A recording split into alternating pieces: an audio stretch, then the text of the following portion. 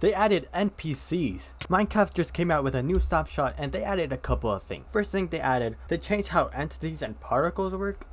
Now I don't fully know what that means, but they're probably preparing to add vibrant visuals to Java like they did with Bedrock. Now something that has to do with particles is the end dimension with the light flashes. Now as a noob, I've never beat the dragon, but apparently the sky randomly flashes and I can kind of see that now. It's kind of turning purple, but I also didn't see any flash. You're not supposed to. Now the only reason the fog is up is because this ender dragon is alive, and once I kill the ender dragon, there's no more fog, so I should be able to see the sky light up. Oh, there's one. Apparently they made it not as bright, and they also made sure it doesn't show up when their fog is still up. Another thing that they changed was how borders work.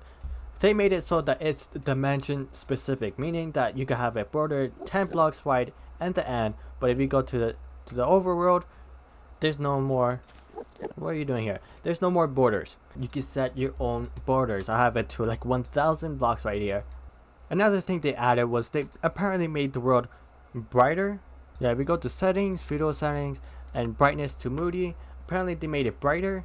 It used to be much darker. I usually play with full bright, so I don't really see a change for me, because there's no change for full bright. Right, they only change it if you're using moody or default, so I guess you have a brighter game now. There's also a biome update. Now I can't see one here, but basically they added pumpkin patches, so you might see pumpkins around in the mushroom fields. I don't see any, be for real, but apparently they added them. They also updated how this water world works. Normally when you spawn in, you will spawn at the bottom of the ocean, but now they added it so you can spawn at the top. Right, before you had to fight for your life to swim back up, but now you spawn up here. They also changed the way keybinds work. Now you get this yellow thing, but you can use them at the same time. Spacebar, nothing. I'm pressing spacebar, I don't jump, but now when I press A, I jump and straight left. As we prepare for the copper age, they made a lot of changes to how copper things work. First of all, they made a change to a, this mode. It's this one, the head is not as tilted. It's pretty much straighter. But anything they did add is that when you break them, they drop in that pose. So you can have a collection of different poses. Right, you can also put these unique poses into a copper shelf. And another thing you could do with copper shelves now is that when you power these blocks, you connect them. But now they only connect when they're facing the same direction. So when it's facing this direction, it connects. And I guess apparently before it connected, but now it doesn't. They also changed the textures of these copper bars. Apparently, right, there's this weird pixel. You can still see it though. I'm just saying, you can still see it. It's just not as noticeable. They also changed the colors of the copper lights. Apparently they had to change it for them colorblind people. But they pretty much look the same. It's just not as green. It's a bit more bluish. So yeah.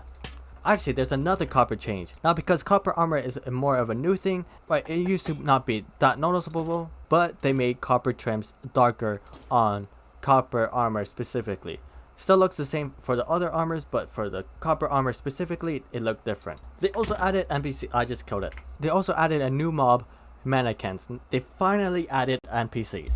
Now this is the biggest thing they added this snapshot. Now the only way to get these is by using the summon commands. They don't spawn naturally. Mannequins. And by default it's a Steve and it has mannequins. And it always says NPC.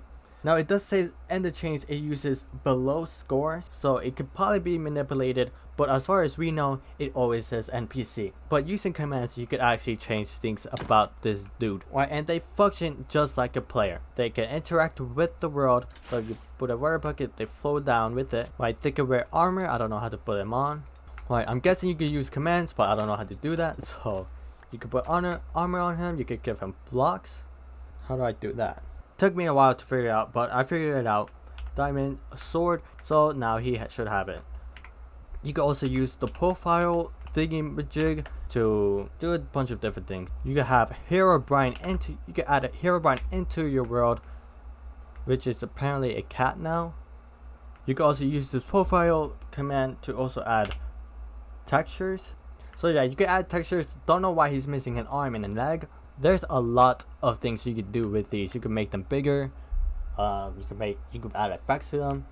Right, you can even make your own resources and add them. So that's pretty neat. Like, this is a huge thing to add. This, I can see this being very useful for like maps, YouTube thumbnails. There's a lot of potential with this.